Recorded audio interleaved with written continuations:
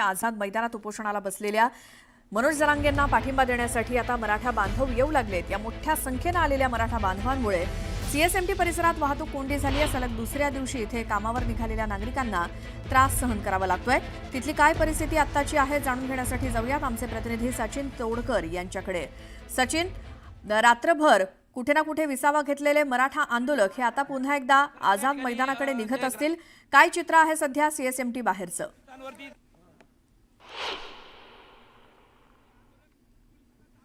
त्या ठिकाणी आंदोलक जे आहेत ते पोलिसांना जाब विचारतायत। आपण पाहू शकताय या ठिकाणी आंदोलकांची जी गैरसोय झाली आहे त्या गैरसोयीमुळे आंदोलक या ठिकाणी खऱ्या अर्थाने वैतागलेले आहेत। आंदोलकांची या ठिकाणी पाण्याची सोय नाही, शौचालयाची सोय नाही, त्यामुळे आंदोलक या ठिकाणी पाण्याची सोय नाही, शौचालयाची सोय नाही, त्यामुळे आंदोलक कुठेतरी या ठिकाणी वैतागलेले आहेत। आणि या वैतागलेले आंदोलक या ठिकाणी खऱ्या अर्थाने पोलिसांनाच या सभेचा जाब विचारतायत। आंदोलक या ठिकाणी वैतागलेले आहेत, या ठिकाणी आंदोलक अशांत आहे आणि या वैतागलेल्या आंदोलकांना शांत करण्यामध्ये कुठेतरी या ठिकाणी पोलिसांना अपयश येताना दिसतंय। खरं तर पोलीस यांना मनोज जरांगे पाटलांची आण घालतायत। मनोज जरांगे पाटलांचा संदेश तुम्हाला ऐकवलाय असंही पोलिसांना सांगतायत। मात्र हे जे वैतागलेले आंदोलक आहेत हे सर्व आंदोलक जो रोष सरकारवरला आहे किंवा प्रशासनावरला जो रोष आहे हा रोष या ठिकाणी आंदोलक कुठेतरी पोलिसांवरती व्यक्त करताना आपल्याला पाहायला मिळत आहेत। खऱ्या अर्थाने मुंबईचं जे छत्रपती शिवाजी महाराज टर्मिनल आहे आणि मुंबई महानगरपालिकेचं जे कार्यालय आहे त्याच्या पुढला जो रस्ता आहे हा रस्ता पूर्णतः या ठिकाणी आंदोलकांनी अडवला आहे। त्यामुळे मोठी अशी वाहतूक कोंडी झाली आहे आणि या आंदोलकांना शांत करण्याचा प्रयत्न या ठिकाणी पोलीस करताना दिसत आहेत। पोलिसांना मात्र आंदोलक दाद देताना दिसत नाहीयेत। उलट आंदोलकांना शांत करणाऱ्या पोलिसांना या ठिकाणी आंदोलकच त्यांना नक्की काय गैरसोय आहे याबाबत विचारतात। आपल्यासोबत काय आंदोलक आहेत, काय सांगा, काय झाले या ठिकाणी? कालपासून सरकारने कोणतीही व्यवस्था सुविधा केलेली नाहीये, त्यामुळे सगळे लोक या ठिकाणी नाराज झालेले आहेत आणि दादांनी आवाहन केलेलं आहे। परंतु काय आपण पाहू शकता या ठिकाणी पोलीस या ठिकाणी नागरिकांना आवाहन करते। आपल्याला मनोज दादांनी व्हिडिओद्वारे कालच आवाहन केलेलं आहे। आज प्ले करून दाखवलेला आहे। आपण कृपया रस्ता खाली करायचा आहे। आपण बघू शकतो या ठिकाणी आंदोलक जे आहेत, आंदोलक वैतागलेले आहेत, सामान्य नागरिक आहेत या ठिकाणी बोलतायत। आंदोलक या ठिकाणी काय भावना काय चिखल बघा, गुडघे इतक्या खड्डे आहेत त्याच्यात, कसं माणसाने काय करायचं? तिथं शासनाची कोणती सोय नाही। तुम्हाला इथल्या नागरिकांची चिंता वाटत आहे? आम्ही कोण आहेत? 700 किलोमीटरवरून आम्ही आले, 700 किलोमीटरवरून आम्ही आले। तुम्हाला इथल्या नागरिकांची सेवायला एक दिवस तुम्हाला वाटतंय ना? आमच्या 3 पिढ्या गेल्यात, 3 पिढ्या वाटोळ्या झाल्यात आमच्या। तुम्हाला एक दिवस त्रास सहन होण्यात आलाय आमचा? इथल्या नागरिकांची तुम्हाला गैरसोय जमना झाली आहे। आम्ही 3 दिवस झाला आलोय, 36 तास झाला प्रवास करतोय, 48 तास झाले। 7 किलोमीटरवर गाडी आहे आमची, खायला सोय नाही, पहिला सोय नाही। शासन काय करतंय? काय झालं शासन 30 रुपयाची बॉटल 50 रुपयाला केल्या पाण्याची, संडासला सोय नाही। हे जर वाटत असेल आणि हा इशारा आहे आमचा, फक्त दादाचा आदेश यावं, काय मराठी आहोत आम्ही दाखवून देऊ। दादांनी शांततेचं आवाहन केलंय, दादांनी शांततेचं आवाहन केलंय म्हणून शांततेचं आंदोलन चालू आहे। दादांनी पोलिसांना सहकार्य करायचं आवाहन केलंय। सहकार्यच करत आहोत आम्ही आणखीन काहीही केलं नाही। खायला जर नसेल, आम्हाला प्यायला जर नसेल, फक्त मैदान म्हणायला आझाद आहे, आणखीन आझाद झालं नाही। गुडघे इतके खड्डे येतो त्याच्यात, चिखल आहे हो, माणसं कसं बसतील? सरकारवरचा काय रोष आहे? सरकारवरचा काय रोष आहे? अहो, सरकारला आरक्षण द्यायला हे 5:05 संसद उघडी करून शपथ घ्यायला जमते आरामखोरांना या, आणि ह्यांना हे गोष्टी कळत नाही। कोर्टावर ढकलत आहे ते, कोर्टाचा काय संबंध आहे? अहो, तुम्ही थोडस इंटरेस्ट घेतल्यानंतर ह्या गोष्टीला काही वेळ लागणार नाही। ह्यांना करायचंच नाही, ते करायचंच नाही, ह्यांना मनावर घ्यायचं नाही। हे ह्यांना आम्हाला मराठ्यांना एवढा हलक्यात घ्यायलेत ना, फक्त आदेश यावं मधून, एक मराठा लाख मराठा काय असतो ते दाखवून द्या। बरोबर आहे सचिन, तुमच्याकडे पुन्हा एकदा येऊ आपण। आता आझाद मैदानावर जाऊया, तिथे कृष्णा आवटी आपले प्रतिनिधी आहेत। कृष्णा, तिथली काय दृश्य दाखवाल?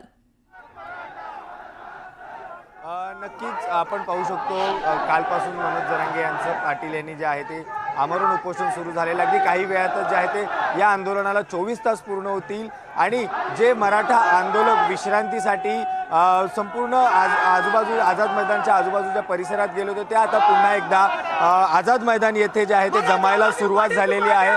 आपण पाहू शकतो जरी पाऊस जरी सुरू असला तरी मराठा आंदोलकांचा उत्साह काही कमी होत नाहीये. घोषणाबाजी सुरू आहेत. एक हम सब जरांगे अशी देखील जी घोषणा दिली जात आहे. एक मराठा लाख मराठा अशी देखील घोषणा दिली जात आहे. आणि प्रमुख म्हणजे पाहायला गेले तर आज जी आहे ती मुदत वाढवून दिलेली आहे. परंतु आज पुन्हा एकदा मुदत वाढवून दिली जाते का किंवा पुन्हा एकदा मनोज जरांगे पाटील हे आझाद मैदान यांना परवानगी मागतात का हे देखील पाहणं महत्त्वाचं ठरणार आहे. पण मनोज जरांगे मराठा आंदोलकांचं एकच म्हणणं आहे जोपर्यंत आम्हाला मनोज जरांगे पाटील किंवा आमच्या ज्या काही मागण्या आहेत त्या पूर्ण होत नाही तोपर्यंत आम्ही हे आझाद मैदान सोडणार नाही. आम्ही आंदोलन असंच सुरू राहणार. पाऊस कितीही पडू द्या तरी आम्ही या आझाद मैदानमधून बाहेर पडणार नाही. आम्ही आंदोलन सुरूच ठेवणार. थेट आपण त्यांच्याशी संवाद साधणार आहोत. काय सांगाल? पाऊस सुरू आहे, तुमचा आंदोलन अजूनही सुरू आहे, काय सांगाल? सर आम्हाला हक्काचं आरक्षण आम्हाला पाहिजेच. आमच्या मुलं बाळांसाठी आरक्षण हे पाहिजेच. हे मिळालंच पाहिजे. आमचे पाटील जोपर्यंत लढतात तोपर्यंत आम्ही लढत राहणार. आणि पाऊस पडू काही होऊ आम्ही मरणाला तयार आहे. आम्हाला आरक्षण हे पाहिजेच. तुमचं काय म्हणणं? माझं म्हणणं आहे सगळ्यांना आरक्षण हे मराठा समाजाला आजपर्यंत अन्याय केलेला आहे. सत्ताधारी पक्षांनी केलेलं. मुख्यमंत्र्यांनी गेल्या वर्षी छत्रपती शिवाजी महाराजांची शपथ घेऊन सांगितलं होतं तुम्हाला आरक्षण देतो म्हणून. आजपर्यंत त्याचा तोडगा काढला नाही. मुख्यमंत्री देवेंद्र फडणवीस या साहेबांनी सुद्धा आता काहीतरी त्या निर्णय घेऊन मराठा समाजाला आरक्षण दिलंच पाहिजे. पण पाहायला गेले तर अगदी प्रशासनाकडून कुठलंही शिष्टमंडळ अद्याप 24 तास होतील अगदी काही वेळात प्रशासनाकडून कुठलंही किंवा शिष्टमंडळ आलेलं नाहीये, काय सांगा? याबद्दल प्रशासनाने थोडं हलगर्जीपणा घेऊन मराठा समाज अजूनही अन्याय करत आहे. अजूनही अन्याय करत आहे. प्रशासनाने काहीतरी तोडगा काढून इथपर्यंत येऊन पाटलांच्या समोर येऊन काहीतरी तोडगा काढावा समाजासाठी. काय सांगाल? अगदी पाऊस पडलाय, अगदी तुम्ही बॅग देखील खांद्याला लावून आंदोलनात सहभागी आहे. सगळं काय सांगलंय बॅगेमध्ये? काय तुमच्या बॅगेत जरा बॅगेमध्ये दाखवतो तुम्हाला 2 मिनिटं. खाण्यापिण्याचं सामान आहे, कपडे.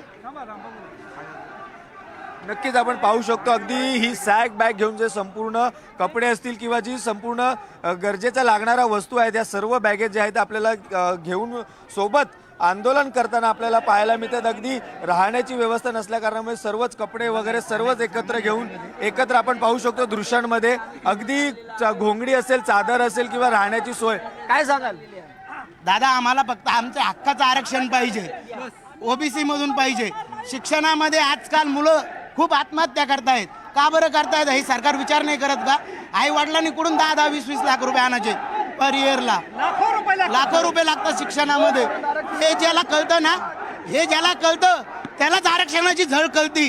साहेब या शिक्षणासाठी किती पैसे लागतात हे त्याच्या आई वडिलाला विचारा. पाटील जे म्हणतील तोपर्यंत तिथून एकही मराठा हटणार नाही. एक मराठा. पाहू शकतो आंदोलक देखील जे आहे ते भावूक झालेलं आहे. आरक्षणाची झळ ज्याला माहिती आहे त्यालाच कळते असं देखील जे आहे ते आंदोलकांचं म्हणणं. काय सांगाल? पाऊस सुरू आहे तरी तुम्ही आंदोलनात आहात. जोपर्यंत पाटील आदेश देत नाही तोपर्यंत आम्ही इथून 1 मिनिट एक माणूस सुद्धा इथून हलणार नाही. जोपर्यंत आदेश देणार नाही, आमचं हक्काचं आरक्षण आम्हाला मिळणार नाही तोपर्यंत आम्ही इथून मुंबई आम्ही सोडणार नाही. आम्ही खाण्यापिण्याचं सोबत सगळं सामान आणलं. काल पूर्ण दुकान सगळे आमच्यासाठी बंद केले होते. तरी आमचे काही जे आंदोलक होते ते उपाशी राहिले तरी सुद्धा आम्ही घरी गेलो नाही. जिथं ज्या परिस्थितीत राहिलो त्या परिस्थितीत जिथं भेटलं तिथं खाऊन आम्ही रेल्वे स्टेशनवर कुठं आम्ही झोपले. पण आम्ही जोपर्यंत आरक्षण मिळत नाही तोपर्यंत मुंबई सोडणार नाही. मुंबई सोडणार नाही. तुमचं काय म्हणणं? काय तुमचं काय म्हणणं? देवेंद्र फडणवीसला एकच म्हणणं आहे. देवेंद्र फडणवीसना सर्व हॉटेल जरी बंद केल्या तर आम्ही सर्व मराठा समाज मिळून इथं सर्वांना पोचू शकतो. हा मराठा समाज असा आहे की सर्व धर्माला समावेश घेऊन चालवतो. त्यामुळे पाटील म्हणतील तोपर्यंत आम्ही हलणार नाही. पाटील म्हणतील तोपर्यंत हलणार नाही असं देखील म्हणणं. काय सांगाल? आम्ही 3 दिवसापासून पावसामध्ये दिसतो. आमचे लेकरं बाळ उन्हात आहे आणि एवढं करून आम्हाला सोय नाही आहे. पाऊस चालू आहे. दादा आम्हाला जोपर्यंत आरक्षण मिळत नाही तोपर्यंत आम्ही हलत नाही. आम्हाला गोळ्या घाला शासनाने, नंतर दादाला घाला. आम्ही गोळ्या घ्यायला तयार आहे. पण फडणवीस सरकारनं आमचा अंतर घेऊ नये एवढीच आमची विनंती आहे. बाबा तुम्ही कुठून आलात? 19 ऑगस्ट वैजापूर तालुका संभाजीनगर. संभाजीनगरमध्ये कसं संभाजीनगरचा अगदी तुम्ही मुंबईचा प्रवास जो आहे कसा केला? आम्ही दादाच्या ताब्यामध्ये सहज त्याच्या संघ आलो आणि वाटण जेवढा त्रास झाला दादाला आमच्यापासून भलता त्रास आहे, कारण पब्लिक भरपूर आहे. पण दादाने आम्हाला एकच सांगितलंय, कोणाला काही बोलायचं नाही, शासनाच्या विरोधात बोलायचं नाही. आम्ही लोक तरी शासन मध्ये दारू पिऊन आले, काही आमचे समाज दारू पिऊन येणार नाही, शेतकरी समाज आहे आमचा, कधीच दारू पिणार नाही. कोणाला काही बोलायचं आम्हाला दादाने सांगितलेलं आहे. आम्ही दादाचं वचन पाळणार नाही. पहिल्या सुद्धा आम्हाला शासनाला गोळ्या घाला, नंतर दादाला घाला, पण आम्हाला आरक्षण मिळाले. प्रवासादरम्यान तुम्ही संभाजीनगर पर्यंत काय काय त्रास अनुभवला, काय काय त्रास झाला किंवा जेवणाची सोय होती का? जेवणाची सोय आम्ही आमच्या घरून आणले, वाटाणे केले. आम्हाला फक्त जुन्नरमध्ये जेवण घातलं, जुन्नरमध्ये आमची सोय झाली. परंतु तिथून पुढे आमचे कांदे, मिरच्या, टमाटे सर्व संघ आहे. आम्ही वाटाणे आमच्या गाड्यामध्ये स्वयंपाक करतो आणि गाड्यामध्ये झोपतो. त्याच्यावर पलीकडे काही नाही. आम्हाला त्रास भरपूर झालेला आहे. हा त्रास शेतकऱ्याला होऊ नये, परंतु न विलाज ना, कारण हे काय करतात, जसं आंबा झाडाला येतो आणि पिकल्यानंतर तो चोखायचा आणि फेकून द्यायचा, तसा प्रकार या सरकारने केलेला आहे. आमचं मतदान घेता, आम्हाला लागेल तेवढं आमिष देता, परंतु आमची दिशाभूल केलेली आहे. या सरकारने दिशाभूल करू नये. आमच्या दादाला न्याय द्या. दादा बघा, आम्हाला न्याय मिळेल. आमच्या दादाचा आमची शेतकरी लोक शब्द ऐकणार आहे. नक्कीच सरकारने दिशाभूल केली आहे असं देखील जे आहे ते म्हणणं आंदोलकांचं नाही. काय सांगाल, पाऊस पडतोय तरी उत्साह काही कमी होत नाही, घोषणा देत आहे 1 मराठा लाख मराठा. एवढं लांबून छत्रपती संभाजीनगरहून आम्ही आलेलो आहे, भर पावसामध्ये आलेलो आहे. जे सरकारने याची दक्षता घेतली पाहिजे, या दक्षता घेतलेली पाहिजे. जोपर्यंत आम्हाला न्याय मिळत नाही तोपर्यंत आम्ही एक क्षणही इथून हटणार नाही, कारण की आमच्या पाटलाला न्याय भेटला नाही तर आम्ही इथून एक क्षण सुद्धा हटू शकत नाही. सरकारने याची दक्षता घेतली पाहिजे तात्काळ. जय हिंद, जय शिवराय. नक्कीच आपण प्रशासनाने याची दक्षता घेतली पाहिजे. काय तुमचं म्हणणं आहे? जेवढी वाटाणा आमची सोय झाली तेवढी इथं सोय झाली नाही. पूर्ण हॉटेली बंद करण्यात आल्या, कोणाला पाणी प्यायला नाही, कुठं टॉयलेटची सोय नाही. आझाद मैदानाकडे तुम्हाला सगळे चिखल आहे, पाणी साचलेलं आहे, त्यामध्ये पावसात उभे पूर्ण मराठा समाज. एवढं सरकारनं आम्हाला जेवढं आडून पाहिलंय याच्या आधी कधीच कोण्या सरकारनं पाहिलेलं नाही. भाजप सरकारमध्ये एकदम मराठ्यांना खालच्या स्तरावर नेऊन ठेवलेलं आहे. त्याचं काही घेणं देणं नाही सरकारला. आमच्या मताचं काहीच किंमत नाही. आम्ही मतं टाकून पूर्ण फसलेलो आहे. या जेवढं बोलून मी हे करतो. काय सांगाल, आज तुम्ही आंदोलनात सहभागी झाला, अगदी बॅग वगैरे घेऊन तुम्ही सहभागी आहे, पाण्याची बॉटल दिसते, काय नक्कीच काय सांगाल? आज या ठिकाणी कालपासून मनोज दादाचं या ठिकाणी आरक्षण चालू आहे आणि उपोषणाला बसलेले आहेत. सरकारला एवढीच विनंती आहे की मराठा समाजाचा अंत या ठिकाणी आपण पाहू नये. शैक्षणिक क्षेत्रापासून मराठा समाज हा मागासलेला आहे.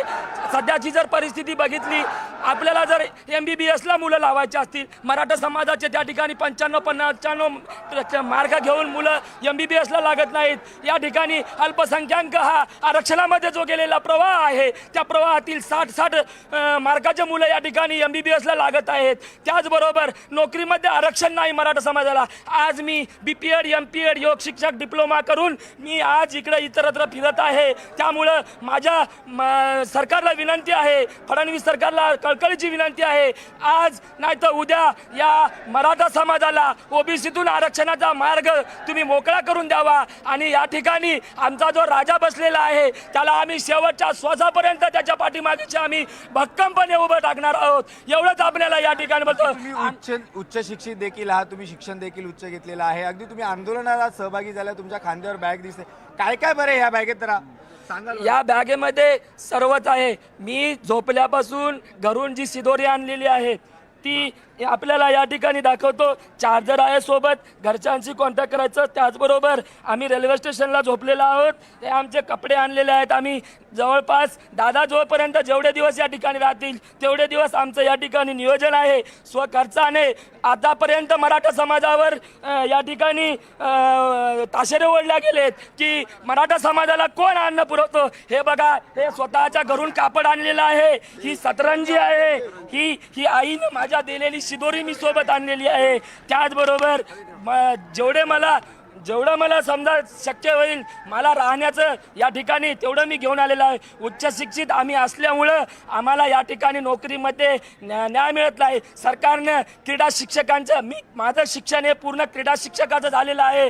सरकारनं आतापर्यंत 50 वर्षामध्ये क्रीडा शिक्षकांची या ठिकाणी भरती केलेली नाही. कृपया सरकारला विनंती आहे, मराठा समाजाला आरक्षण देऊन तुम्ही म्हणता की ज्या समाजाला प्रवाहात आणण्यासाठी, जो मागासलेला समाज आहे त्याला प्रवाहात आणण्यासाठी आरक्षण दिलं जातं. डॉक्टर बाबासाहेब आंबेडकरांना आरक्षण त्याच्यासाठीच काढलं होतं की जे अल्पसंख्याक आहेत त्यांना जे मुलं जे प्रवाहात आहेत की बुवा जे समाज पुढे गेलेले आहेत त्यांना त्या प्रवाहात आणण्यासाठी मिनिमम 10 वर्षासाठी आरक्षण दिलं होतं. कुठेतरी मग तुम्हाला खंत वाटते का? तुम्ही उच्च शिक्षित आहात, एवढं शिक्षण घेतलेलं आहे, आज 2 वर्षांपासून लढा सुरू आहे आरक्षणाचा, आणि आज देखील तुम्ही अजूनही लढा देता आणि आत्ता देखील आझाद मैदान येते आंदोलनासाठी उपस्थित आहात, म्हणजे अगदी काम सगळं सोडून तुम्ही उपस्थित आहात. कुठे खंत वाटते का?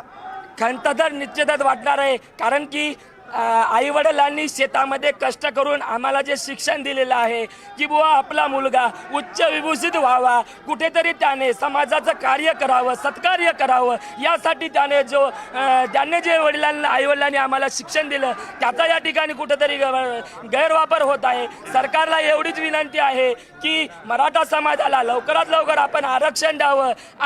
आज मनोज दादा या ठिकाणी रातकालपासून या ठिकाणी आमरण उपोषणाला बसलेले आहेत. मराठा समाजानं धो मुंबईमध्ये पाऊस पडत आहे.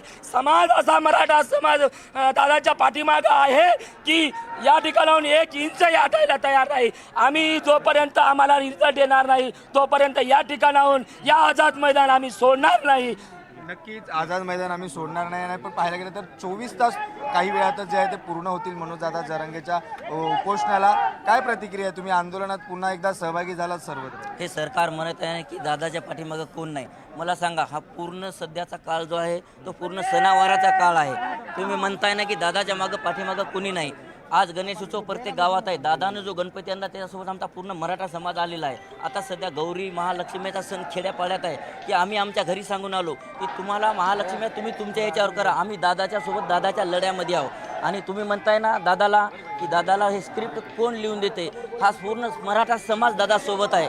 या गरजवंत मराठ्यांना आज आरक्षणाची गरज आहे. ही धग सरकारने बघावी. हा काही कुणी बोलवलेला की कुणाची रसद पुरून आलेला समाज नाही. हा स्वतःची रसद घेऊन आलेला समाज आहे. हा समाज 15 दिवस नाही, आम्ही 1 महिना जरी झालं तरी दादाची साथ सोडणार नाही या ठिकाणी. हा खरोखर निश्चित. काय सांगाल? 24 तास पूर्ण झालेत. पवित्रा तुमचा आक्रमकच आहे. तुम्ही जोपर्यंत दादा आदेश देणार नाही किंवा आंदोलनाच्या मागण्या पूर्ण नाही तोपर्यंत तुम्ही हटणार नाही. काय सांगाल? सर्वांना सस्नेह जय जाऊ. सरकारने समाजाचा अंत न पाहता लवकरात लवकर मागण्या पूर्ण कराव्या. तसेच आज मुंबईमध्ये परिस्थिती अशी आहे की जवळपास आम्ही पाहतो कालपासून की सर्व हॉटेल्स वगैरे सर्व बंद केलेले आहेत. या ठिकाणी सर्व शासनाने लवकरात लवकर दखल घ्यावी व मराठा समाजाला लवकरात लवकर न्याय द्यावा. कृष्णा, या सगळ्या आंदोलकांच्या भावना तर आपण जाणून घेत राहूच.